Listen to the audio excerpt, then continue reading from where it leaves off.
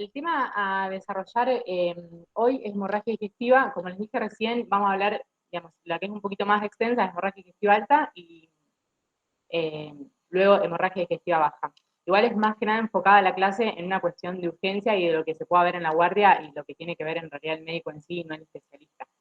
Así que bueno, vamos a empezar primero con hemorragia digestiva alta,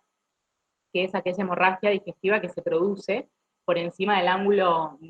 duodeno-yeyunal, es decir, lo que se llama el ángulo de Treitz, es decir, que toda aquella hemorragia que se produzca entre el esfínter esofágico superior y la unión, digamos, duodeno-yeyunal, se va a considerar una hemorragia digestiva alta. Toda aquella que se produzca durante en el esófago, el estómago o el duodeno. Tenemos dos grandes etiologías, digamos, de lo que es hemorragia digestiva alta. Entre ellas tenemos lo que es la varicial y la no varicial. Se divide en dos grandes grupos. Primero vamos a hablar de la etiología no varicial, que es una patología que es una emergencia médica frecuente. Habitualmente lo van a ver en las guardias, que es frecuente que un paciente consulte por hemorragia digestiva alta. Tiene una incidencia de entre 50 y 150 casos por cada 100.000 habitantes. Es la principal causa de hemorragia digestiva alta, entre el 80 y el 90% son de causa no varicial, y tiene una mortalidad de entre 3,5 a 7,4%, pero que generalmente se debe a pacientes que tienen comorbilidades previas, y con la hemorragia digestiva se genera descompensación de las mismas y conllevan, digamos, a una mayor mortalidad. Igualmente se ha visto en los últimos años que hay una disminución de la mortalidad en estas patologías, y más que nada eso se debe a los avances en medicina y al tratamiento endoscópico que hacen que uno pueda tener un mejor tratamiento en estos pacientes. Y como factores de riesgo principales que tenemos en la hemorragia digestiva alta no varicial es el consumo de AINES y la infección por Helicobacter pylori, que son, digamos, las principales causas para producir este tipo de hemorragia.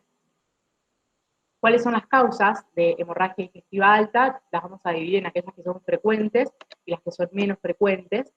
Dentro de las frecuentes, la más común es la hemorragia producida por úlceras pépticas, que la vamos a encontrar en un 20 o un 50% de las hemorragias, seguida por la gastropatía erosiva, entre un 8 a un 15%, posteriormente el desgarro de Mallory-Weiss, en cuarto lugar la esofagitis erosiva, y por último las metastasis vasculares, angiodisplasias, que se encuentran en un 5%. Y las menos frecuentes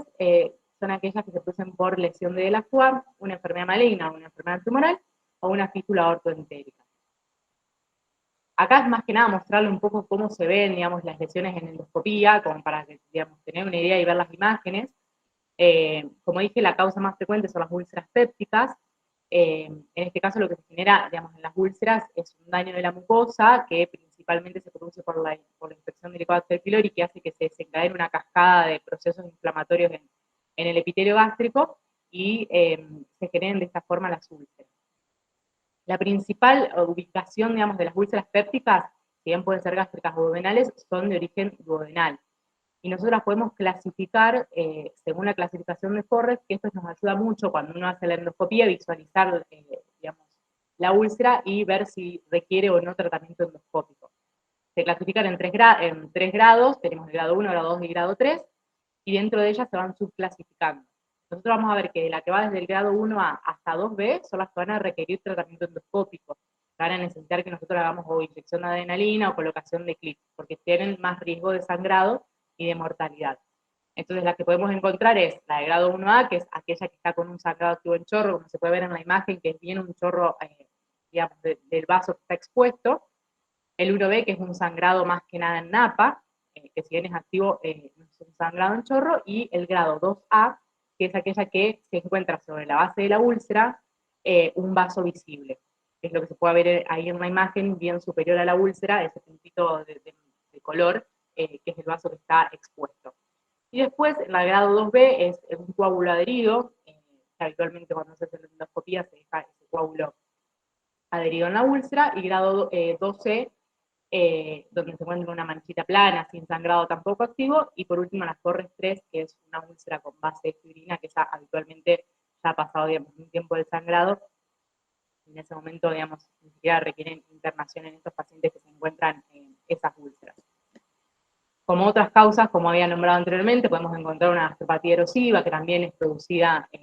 como factor principal, digamos, del consumo de AINE, se ven bien como si fueran erosiones bastante difusas y múltiples en la mucosa gástrica.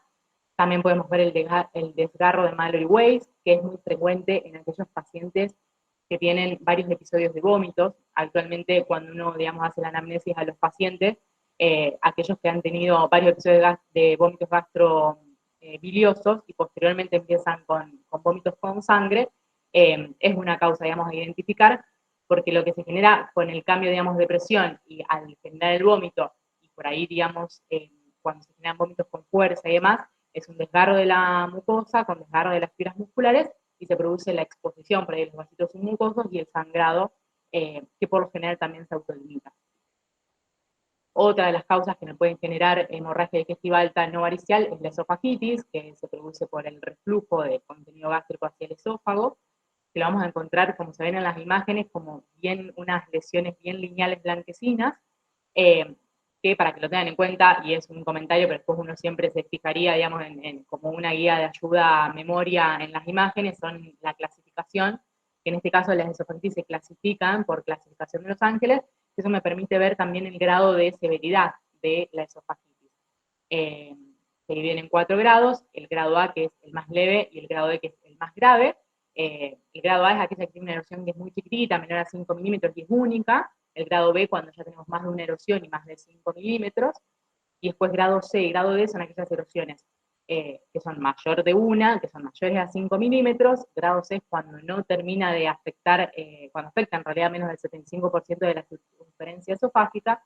Y el grado D es cuando ya afecta más del 75% de la circunferencia. Y después podemos encontrar otras lesiones, como la ectasia vascular, las angiosplasias, que son lesiones que habitualmente se producen en los pacientes mayores de 60, 70 años, son vasitos submucosos, digamos, que se encuentran tortuosos y que se generan como en ramillete, que habitualmente generan sangrados o hemorragias digestivas que son recurrentes en esos pacientes. Y la lesión de Delacroix, que es, como se puede ver en la imagen, un vaso que es anormalmente grande, una arteria que es anormalmente grande, entre 1 a 3 milímetros, que genera todo un camino y un digamos, terreno tortuoso por debajo de la mucosa, que muchas veces se expone a la mucosa, generando lesión de ese vaso y generando un sangrado que es bastante importante. Las hemorragias digestivas por esta causa habitualmente son hemorragias que son bastante importantes. Como se puede ver en la imagen, generan literalmente un sangrado en chorro.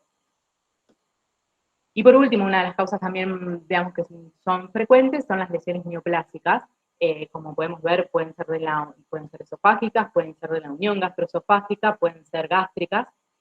La primera que se ve es en la unión gastroesofágica, y el resto son en estómago. Son bien lesiones que las podemos encontrar exofíticas, que sangran al contacto con el endoscopio,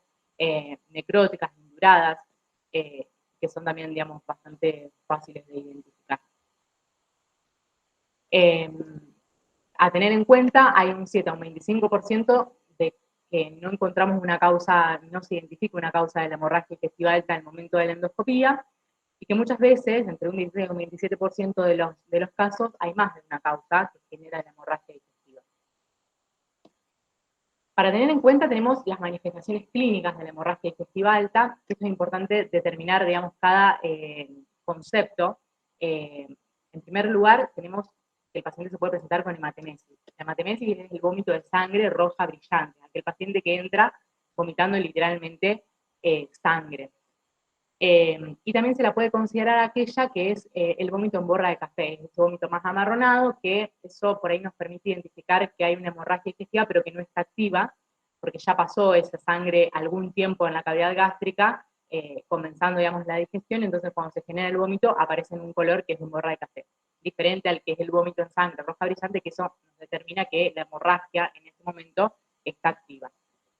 Otra manifestación que pueden tener estos pacientes es melena, que la melena es aquella que se produce con heces negras, que son bien alquitranadas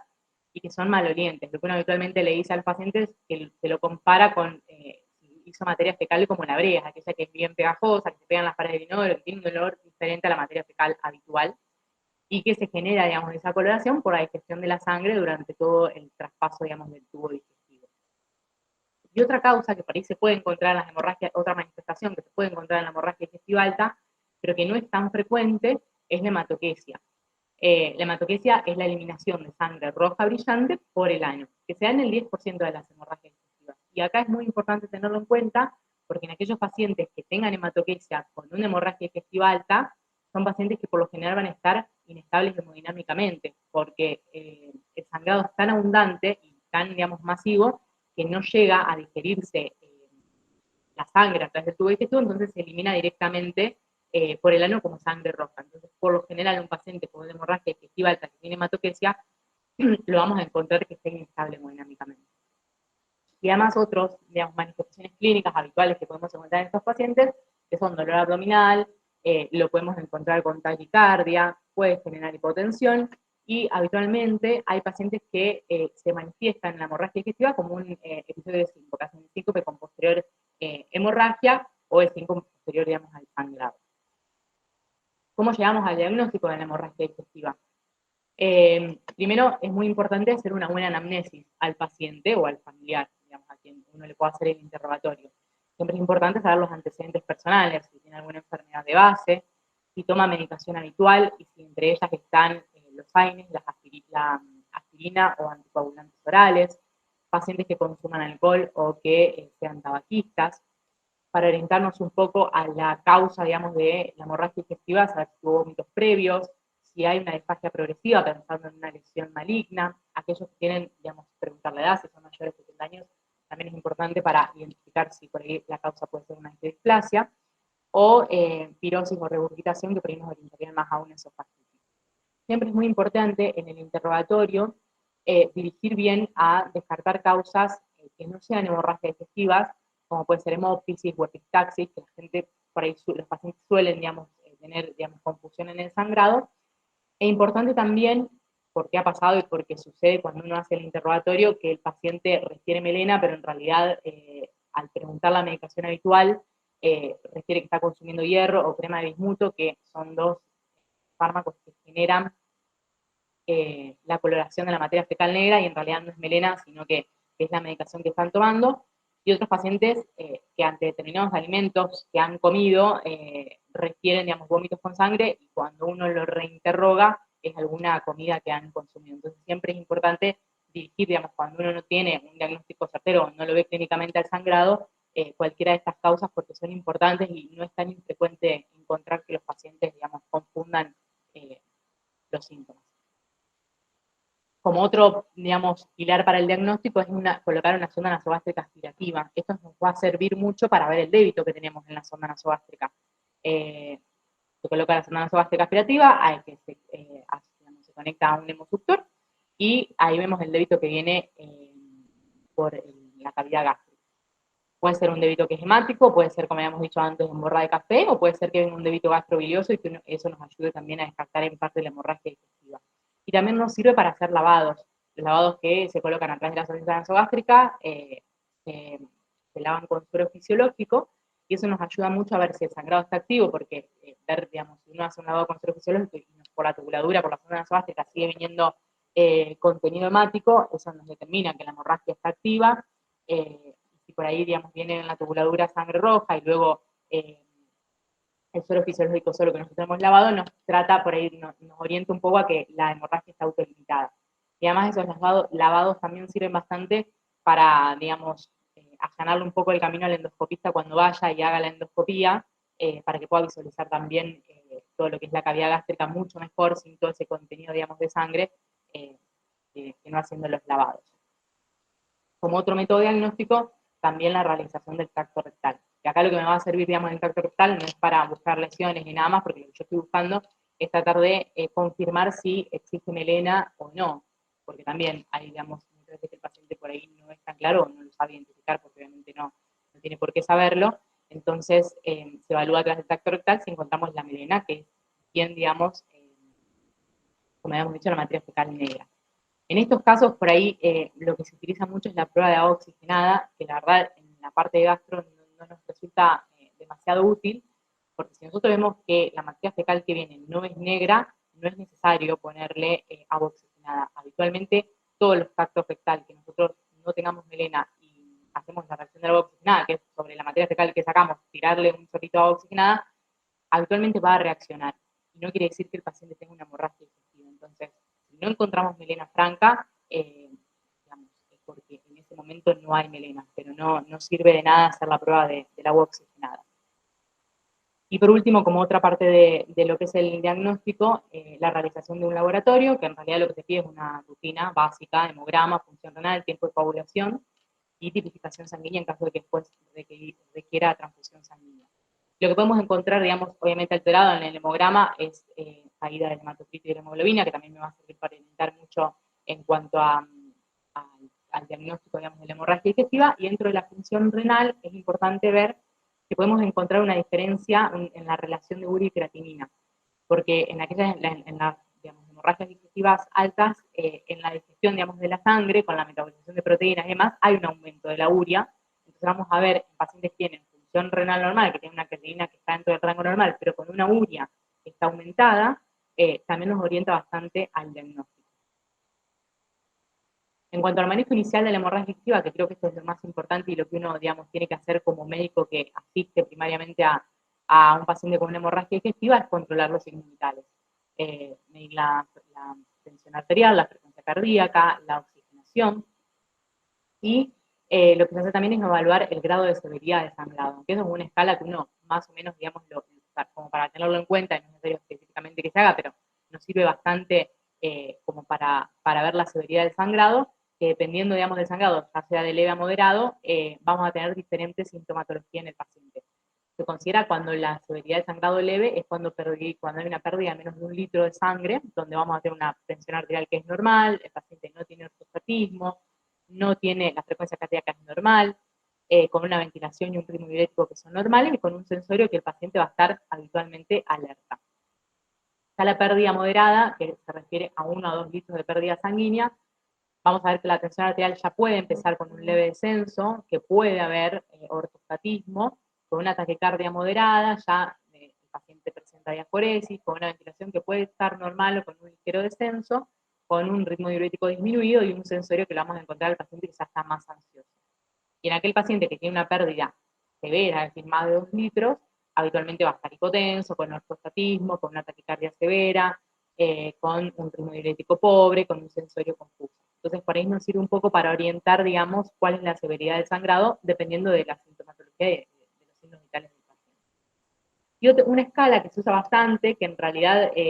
también es bastante útil cuando uno hace guardias y demás, como para tratar de identificar, si bien por ahí es más una cuestión de decisión, digamos, del gastroenterólogo, además del diagnóstico y del tratamiento, es importante saberlas de una escala que se llama de Glasgow-Blatchford, que se hace previamente a la realización de endoscopía. Se toman varios, digamos, parámetros en cuenta: la presión arterial de los pacientes, el valor de la urea, la hemoglobina, que se divide entre hombres y mujeres, y agrega otros factores de riesgo como un pulso, una frecuencia cardíaca mayor a 100, la presencia de melena, la presencia de síncope, si el paciente tiene una enfermedad hepática o si tiene falla cardíaca. Y esto genera una puntuación. Cuando el paciente tiene de 0 a 1 punto es un bajo riesgo, es decir, que el paciente en estos casos con una hemorragia que ha tenido presentado una hemorragia digestiva se podría ir de alta hospitalaria, pero no significa que el paciente vaya a su casa y, digamos, no tenga que seguir con un seguimiento. Se le puede dar el alta hospitalaria y controlarlo por ambulatorio para la realización de la endoscopía. Después, aquel que tenga una puntuación mayor a 2 tiene alto riesgo y hay que ingresarlo, internarlo, hacer un diagnóstico y tratamiento, y aquel que tenga una puntuación mayor a 7 son pacientes que están graves y que hay que hacer un tratamiento inmediato. Entonces, por ahí nos sirve un poco esto para orientarnos que hay pacientes que incluso, que son cuadros muy leves, podrían estudiarse por ambulatorio. Como medidas iniciales, lo importante es empezar una reanimación en estos pacientes, que eso implica colocación de 2 vías periféricas y comenzar la expansión con cristaloides. También es importante, bueno, colocación de una sonda vesical para controlar el ritmo diurético, oxigenoterapia en caso de que sea necesario. Y acá es importante saber que todo paciente que tenga una hemorragia digestiva activa, es decir, que uno le pone una sonda nasogástrica y viene con débito hemático, son pacientes que tienen que estar seguidos y controlados. Lo ideal sería en unidades de cuidados intensivos, es decir, un paciente con una hemorragia digestiva alta activa, ya sea varicial o no varicial, requiere de internación en terapia. Después varía mucho los lugares donde uno trabaja. Depende del sanatorio y depende del hospital. se puede mantener en la guardia en cuidados críticos, pero lo ideal, digamos, como para tener en cuenta y para que uno sepa, es que cuando uno está en una guardia y el paciente viene con una hemorragia digestiva alta y está activa, debería internarse en terapia. También vamos a ver si es necesario la transfusión de glóbulos rojos o de plasma fresco congelado. Siempre es importante saber el parámetro a mantener de la hemoglobina. En un paciente que no tiene antecedentes cardiovasculares, la hemoglobina debería mantenerse entre 7 a 9 miligramos de decilitro. En aquellos que tienen patologías previas, digamos, cardiovasculares, mantenerlos por encima de 9 o 10 miligramos de decilitro. En cuanto al tratamiento farmacológico, que es el primer tratamiento que uno le realiza al paciente, y es lo primero que tenemos que hacer como primer tratamiento en la hemorragia digestiva alta no varicial, es el inicio del tratamiento con inhibidores de bomba de protones, en lo que se utiliza habitualmente es el omeprazol, que su función en realidad es mantener de alguna forma un pH gástrico que sea mayor a 6. Cuando nosotros tenemos en la hemorragia digestiva un pH mayor a 6, lo que eso, digamos, colabora es a la formación de coágulos y que pueda generarse un frenado en el sangrado. Si nosotros, digamos, al no colocar el omeprazol y no la bomba de protones, y el pH, digamos, gástrico desciende, eso estimula más a lo que es la lisis de los coágulos y que inhibe la adhesión plaquetaria. Entonces, el omeprazol en realidad su función más que nada es esa, aumentar el pH gástrico para fomentar la formación de los coágulos. Habitualmente la dosis de medicación es un bolo que se hace de omeprazol endovenoso de 80 miligramos y después se hace un mantenimiento con una infusión continua de 8 miligramos hora, esa la dilución se hace en suero fisiológico, y habitualmente se recomienda recambiarlo cada 12 horas a esta infusión porque precipita y genera, digamos, que no funcione demasiado el tratamiento, así que cada 12 horas se debería recambiar, y este tratamiento endovenoso debería mantenerse digamos, en infusión continua durante las primeras 72 horas de la hemorragia digestiva. Y después, como otro fármaco a utilizar son los prokinéticos, se puede utilizar la eritromicina en 250 miligramos como única dosis o metoclopramida de 10 miligramos en única dosis. Habitualmente en nuestro medio se utiliza más la metoclopramida. Y esto ayuda mucho, al igual que los lavados gástricos, a vaciar el contenido gástrico, y eso por ahí colabora mucho, como decía anteriormente, en la realización de la endoscopía para poder identificar bien el sitio de lesión, evitando, digamos, que esté con bastante contenido hemático. Y después, como tratamiento endoscópico, en realidad esto es un poco más específico, pero bueno, lo ideal es hacer una endoscopía precoz. Siempre, digamos, que uno tiene una hemorragia digestiva no varicial, lo considera como endoscopía precoz dentro de las primeras 24 horas. Es decir, cuando el paciente ingresa, lo más importante con una hemorragia digestiva alta es empezar con un tratamiento farmacológico. Y hacer la endoscopía de inmediato no tiene mucho sentido porque sea previamente el contenido gástrico, la cavidad gástrica está llena de coágulos, de sangre, entonces es bastante difícil ver, y uno tiene que lograr primero la estabilidad hemodinámica del paciente, es decir, que se reanime con hidratación, con ocupación con cristaloides, iniciar el tratamiento farmacológico, y dentro de las primeras 24 horas de ingresado el paciente se tiene tiempo para hacer la endoscopía. Obviamente que también depende de la gravedad. De un paciente que está con un sangrado activo, que con la reanimación y con la medicación, con el omeprazol no hay una mejoría, obviamente que se realiza, digamos, dentro de las primeras 8 horas el tratamiento endoscópico. Y bueno, como algunas imágenes como para ver, digamos, lo que se puede hacer como tratamiento endoscópico, en estas imágenes se puede ver la sondita que se ve atrás, digamos, del endoscopio ahí en la cavidad gástrica, que es inyección de adrenalina, que habitualmente sirve para las úlceras gástricas o la enfermedad de la FUA, o puede ser habitualmente también para los desgarros de Mallory-Weiss. Otro método de tratamiento endoscópico son la colocación de clips, que son también clips que, digamos, es un material que se ingresa a través de material, digamos, del endoscopio y, digamos, de alguna forma como que clipa las úlceras, los vasos que están sangrando y demás, y son bastante útiles. Otro tipo de clips, que son los del clip de Obesco, que son también lo que hacen habitualmente, se utilizan en úlceras más grandes, que por ahí tienen una base ulcerosa bastante grande, entonces el clip de Obesco también es bastante útil. Y otro método que también se puede utilizar, que por ahí no está en todos los hospitales o en todos los sanatorios, pero son, digamos, tratamientos que habitualmente se encuentran, es con argón plasma, que por ahí lo que hace esto es a través de electrocoagulación, digamos, a distancia, no se hace por contacto, elimina el gas argón y genera electrocoagulación en lesiones, que por ahí nos puede servir más en eso cuando hay angioplasias y demás, que es un tratamiento que es bien localizado. Así que esos son algunos de los métodos que nosotros podemos utilizar como tratamiento endoscópico. Cuando falla el tratamiento endoscópico, que puede suceder y que, digamos, no es frecuente que suceda, se puede hacer embolizaciones angiográficas transcatéter,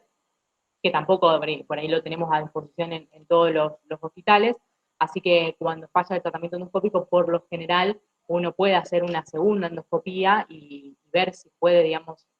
posteriormente repetir el tratamiento endoscópico, y si eso falla, directamente se va a cirugía. Para hablar de hemorragia digestiva varicial, vamos rápidamente por qué se produce por la ruptura de varices esófago-gástricas, que es una complicación severa de la hipertensión portal, con una incidencia que aparecen entre la aparición de varices entre 8 a 12% por año, con un sangrado varicial que se da entre el 5 al 15% por año. Los pacientes que tuvieron ya una hemorragia digestiva varicial tienen alto porcentaje de tener un resangrado, del 30% en la primera semana y del 60% al primer año posterior al sangrado. Y es importante saber que el 50% de los pacientes cirróticos tienen varices ya al momento del diagnóstico de su cirrosis. Entonces habíamos dicho que se producía por hipertensión portal, que como sabemos es un aumento de la resistencia al flujo en el sistema venoso portal y una presión sostenida en la vena porta. La presión normal que habitualmente nosotros que se debería encontrar es menor a 5 milímetros de mercurio, porque la resistencia vascular en los sinusoides hepáticos es mínima, pero cuando ya hay una alteración en la arquitectura hepática, dificulta el flujo de las ramas intrahepáticas, y eso genera que haya un aumento de la presión, digamos, de la vena portal a mayor a 10 milímetros de mercurio. Causas, podemos tener prehepáticas, intrahepáticas o poshepáticas, entre las más frecuentes, las prehepáticas, trombosis de la vena porta, dentro de las intrahepáticas la cirrosis, y la poshepática, enfermedad de Buchiari, enfermedad veno-oclusiva. Esto genera obviamente esta hipertensión portal, las complicaciones que encontramos habitualmente en los pacientes, que es aumento de la presión en capilares peritoneales con presencia de ascitis, derivación portosistémica de la sangre con desarrollo de los conductos colaterales que podemos encontrar como clínica cabeza de medusa, las varices esofágicas o hemorroides, encefalopatía hepática y la estendomegalia, que me genera anemia, leucopenia, trombocitopenia y hemorragia. Entonces, el gradiente de presión venosa hepática normal, dijimos que era menor a 5 milímetros de mercurio. Cuando ya hay una aparición de varices esofágicas es porque la presión venosa es de 10 milímetros de mercurio, y el sangrado varicial se genera cuando la presión supera o llega a los 12 milímetros de mercurio. En nuestro medio, la principal causa de la hipertensión portal es la cirrosis de etiología alcohólica. Entonces tenemos clasificación de las varices esofágicas, que son, las vamos a clasificar en las pequeñas, que son menores a 5 milímetros, y en las grandes, que son mayores a 5 milímetros. Ahí se pueden ver en las imágenes, se ven bien como un terreno, digamos, varicoso, que habitualmente se encuentra en el tercio inferior del esófago, y uno cuando insufla con el endoscopio, las pequeñas, que son menores de 5 centímetros, desaparecen, y las grandes, aunque uno insufle, digamos, como para entrar al esófago, van a permanecer ahí visibles. Y después tenemos las varices, que son las esófago-gástricas, que las podemos clasificar en las de GOP1 y GOP2, que no tiene mucho sentido, digamos, que se lo sepan, pero hay una clasificación, como pueden ver ahí en las endoscopías, se ve bien en la unión gastroesofágica todos esos nodulitos que son las varices, y después las varices gástricas, que se encuentran aisladas, digamos, dentro de la cavidad gástrica. Cuando no llegamos a que el paciente tenga varices esofágicas, pueden tener gastropatía por hipertensión portal, que se va a ver, como se pueden ver en las imágenes, como un patrón de mosaico, que son todos, digamos, como mosaiquitos delimitados por líneas blancas, y se puede ver también en el interior de esos mosaicos puntillares sanguíneos, que es característico bien de la hipertensión portal. Hay pacientes que tienen gastropatía por hipertensión portal y varices esofágicas, y hay pacientes que solo tienen gastropatía por hipertensión portal porque aún no han desarrollado las varices. El manejo inicial es, primero, sospechar que el sangrado de estos pacientes es por hipertensión portal, y eso, al interrogatorio, ver si tienen una ingesta crónica de alcohol, que se da, aquellos que se consideran más de 50 gramos por día en la mujer y más de 80 gramos por día en el hombre, por más de 10 años, y ver la clínica, si tienen hipertrofia parotidia, ginecomastia, daños vasculares, síndrome cítico de hematoso, circulación colateral. Quizás es un paciente ya cirrótico conocido y eso nos facilita mucho, digamos, el diagnóstico, o si también presenta encefalopatía hepática, que también, digamos, nos orienta un poco para la sospecha que el sangrado es varicial. La recomendación, ya lo habíamos dicho previamente, como en la no varicial, es la internación en terapia intensiva, y las medidas generales son iguales a la hemorragia digestiva alta no varicial. La reanimación inicial con cristaloides, colocación de sonda vesical para controlar la diuresis, oxigenoterapia si es necesario, solicitud del laboratorio, también una rutina, hemograma funcional, ionograma, el hepatograma en este caso nos va a servir para hacer la alteración del hepatograma en los pacientes que son cirróticos, coagulograma y la tipificación sanguínea. En los pacientes que son cirróticos, cuando ingresan por una hemorragia digestiva es importante tomar muestras de hemocultivos y si hay ascitis, realizar una paracentesis evacuatoria o diagnóstica y comenzar tratamiento que habitualmente es con quinolona, se utiliza o norfloxacina o ceftriaxona, dependiendo también eso del lugar donde trabajen en la resistencia antibiótica. Y esto es importante tomar, digamos, los hemocultivos y empezar un inicio con tratamiento antibiótico, porque por lo general en estos pacientes que son cirróticos hay una translocación bacteriana, entonces de alguna forma es necesario el tratamiento antibiótico. Es importante saber que en los pacientes que uno sospecha una hemorragia digestiva alta varicial, no se contraindica la colocación de la sonda nasogástrica aspirativa. No hay contraindicación para colocarla, no quiere decir que se vayan a, digamos, a generar mayor sangrado, ni que uno vaya a romper las varices y coloque una sonda. Nos va a servir de igual modo para ver si hay un sangrado activo, así que no está contraindicada, que por ahí también es algo que antes se solía, digamos, decir, no se contraindica la colocación de la sonda. El tratamiento, vamos a también empezar con un tratamiento farmacológico, que habitualmente lo que se indica es terlipresina u opiotride, también es lo que uno, digamos, tenga disponible en su lugar. Son vasoconstrictores, digamos, venosos, entonces lo que hacen es disminuir con la vasoconstricción el riesgo de, digamos, del sangrado varicial. Y sí es importante en los pacientes que uno sospecha, digamos, que tiene una hemorragia digestiva varicial, el tratamiento endoscópico tiene que ser dentro de las primeras 6 a 8 horas, porque por lo general si se genera un sangrado masivo, es difícil, digamos, de controlarlo, así que lo ideal es hacerlo dentro de las primeras horas. Ahí se puede ver en la endoscopía que son bien varices esofágicas, que acá ya está el tratamiento hecho, que es lo que habitualmente se utiliza, que es el banding, o sea, la colocación de banditas elásticas, que se colocan en las varices esofágicas y de esa forma dejan de sangrar. Es a través de un aparatito que se aplica, digamos, a través del endoscopio, y lo que hacemos es aspirar, digamos, con la aspiración se aspira la puntita de las varices y se larga la bandita elástica. Eso se necrosa, digamos, las varices que quedaron de ahí bandeadas se necrosan en las 48-72 horas y la bandita elástica cae y queda una ulcerita en el lugar de donde se bandió las varices, que posteriormente cicatriza y no genera ningún riesgo, ni ningún síntoma tampoco. Pero como podemos ver acá, digamos, lo podemos bandear sin sangrado, o en este caso, como se puede ver, viene un sangrado en chorro de las varices esofágicas, que por ahí cuando sangran demasiado es bastante difícil, y uno por ahí hace un tratamiento a ciegas y va bandeando las varices que está dando como para tratar de que disminuya el sangrado y poder visualizar un poco. Puede pasar y ha pasado que cuando son sangrados masivos sea bastante difícil de tratar, digamos, y son sangrados bastante abundantes que terminan descompensando al paciente. Después, como otra metodología que se puede utilizar y como riesgo, digamos, en los pacientes que nosotros son cirróticos y que sospechamos que tienen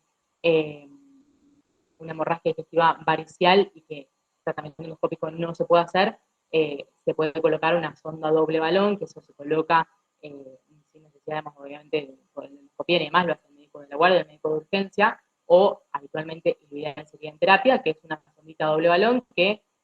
son dos balones que se inflan, uno para comprimir, digamos, el techo gástrico, para comprimir las varices del techo gástrico, y otra para las varices esofágicas,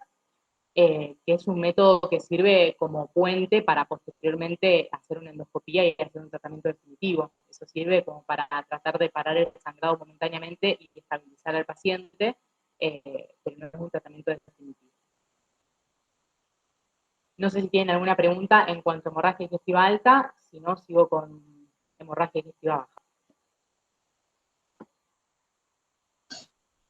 En el chat escrito no hay nada. Bueno, no sé si alguien baja la quiere podemos distinguir preguntar. como aquella que se origina distal, sí.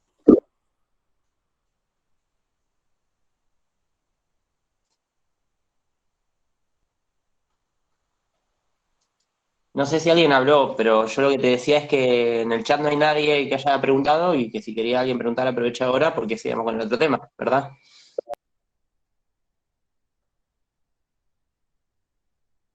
Perfecto.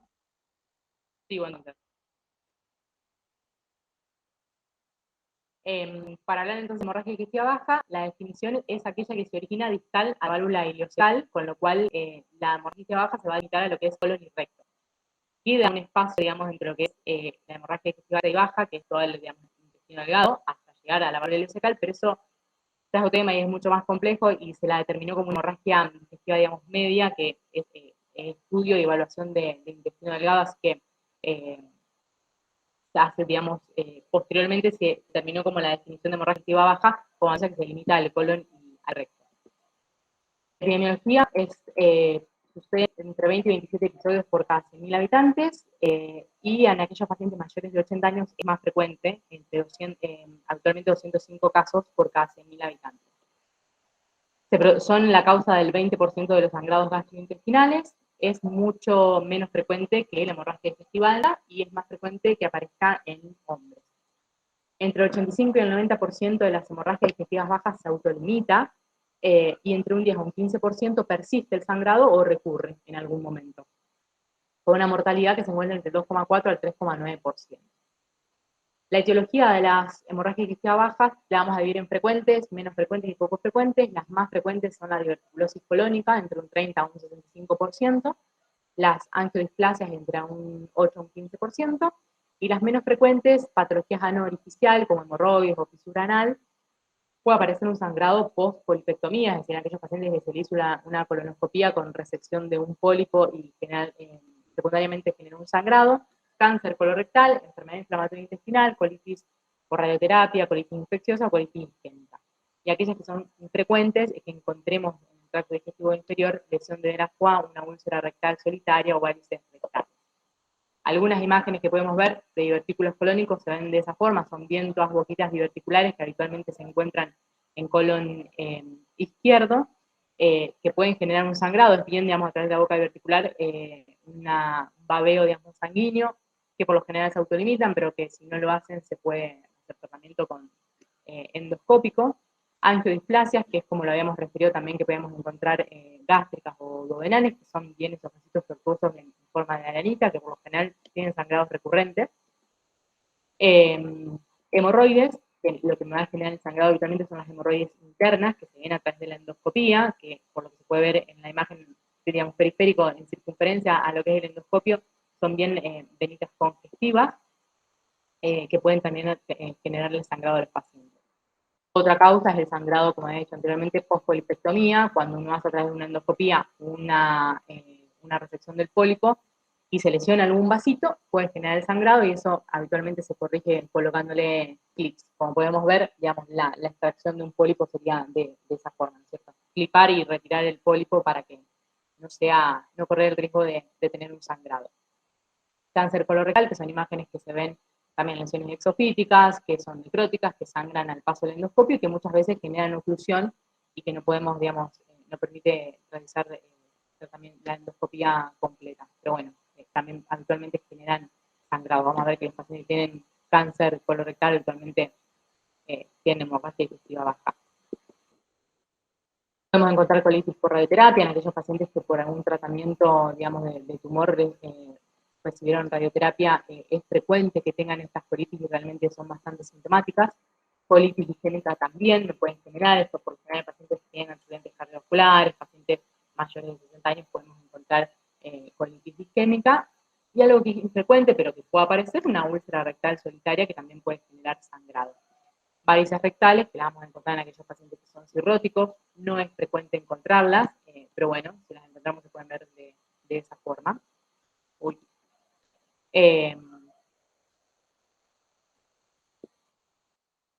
importante identificar también en estos pacientes que tienen hemorragia digestiva baja, ver si se presentan con dolor abdominal o sin dolor abdominal, porque nos orienta bastante también al diagnóstico. En aquellos que es con dolor abdominal, uno podría sospechar en un cáncer colorectal, en enfermedad inflamatoria o en colitis, ya sea clínica, infecciosa, isquémica o pseudomembranosa. y aquellos que no tienen, digamos, que no se asocia a dolor abdominal, por lo general es por diverticulosis colónica, angiodisplasias, hemorroides o una hemorragia de intestino medio. ¿Cuáles van a ser los factores de gravedad y de mortalidad en los pacientes con una hemorragia digestiva baja? Aquellos que sean mayores de 70 años, que tengan comorbilidades asociadas, que se presenten con inestabilidad hemodinámica, con una frecuencia cardíaca mayor a 100, una tensión arterial sistólica menor a 100 milímetros de mercurio, con un hematocrito inicial menor a 35,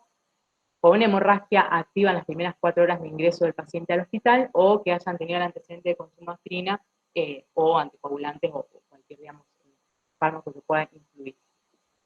Manifestaciones clínicas, habitualmente los pacientes se van a presentar con hematoquesia. Como habíamos dicho anteriormente, es una manifestación que se puede dar en la hemorragia digestiva alta, pero que habitualmente, y es más frecuente que lo encontremos en la hemorragia digestiva baja. Sangre roja brillante, determina que hay un sangrado activo y es la manifestación más frecuente de la hemorragia digestiva baja.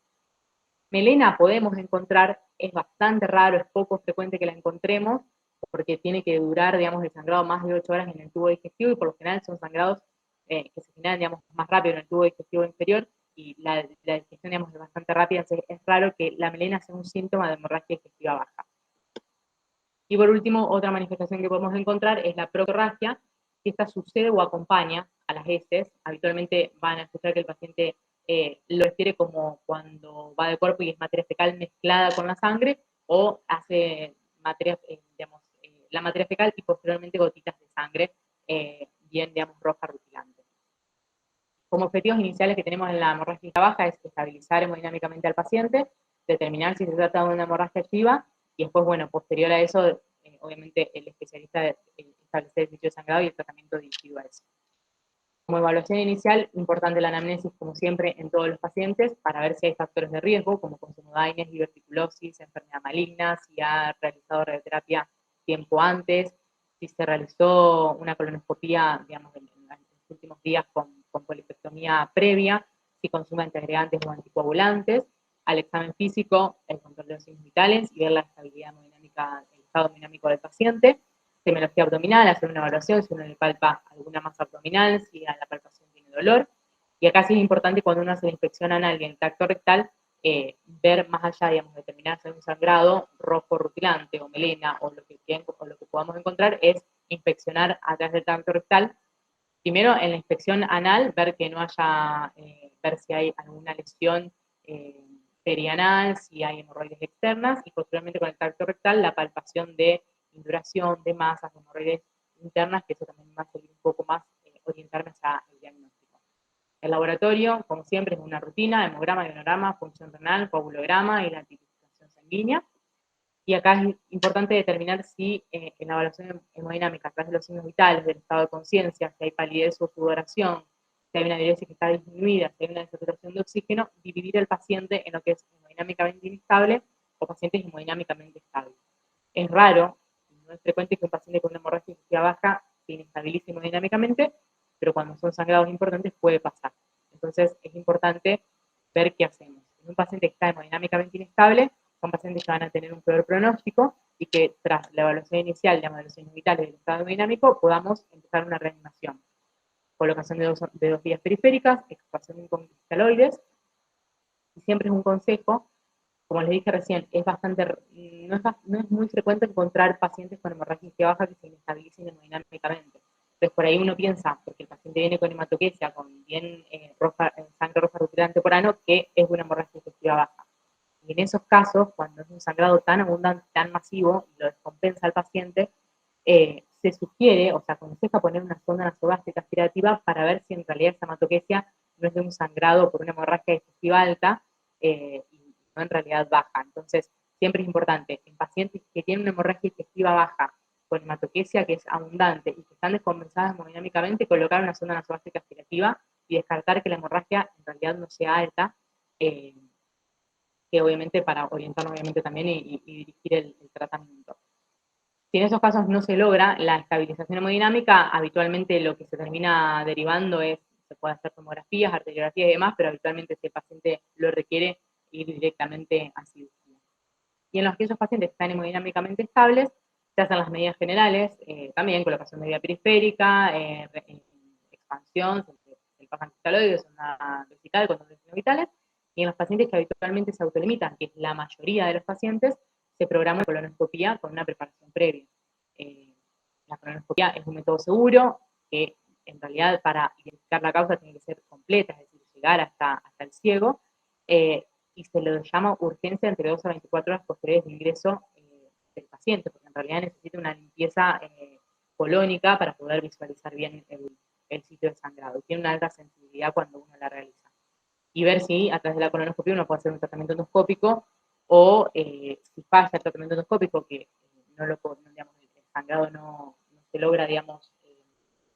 mejorar, no podemos, digamos, tratar la lesión a través de la endoscopía, por ahí nos sirve mucho para localizar el lugar del sangrado, digamos, y de la lesión y orientar bastante al cirujano en cuanto al lugar a tratar. Tratamientos endoscópicos, como habíamos visto previamente, por ahí habitualmente los sangrados diverticulares que no se autolimitan, colocación de clips, que son los mismos que se utilizan en las endoscopías en las hemorragias digestivas altas, que se clipan los divertículos para mejorar, digamos, para acceder el sangrado. El argoplasma, que también se utiliza de la misma manera, habitualmente en las angiodisplasias. Y bueno, acá vemos también en otras lesiones, en los vasos que se ven visibles, colocación de clips.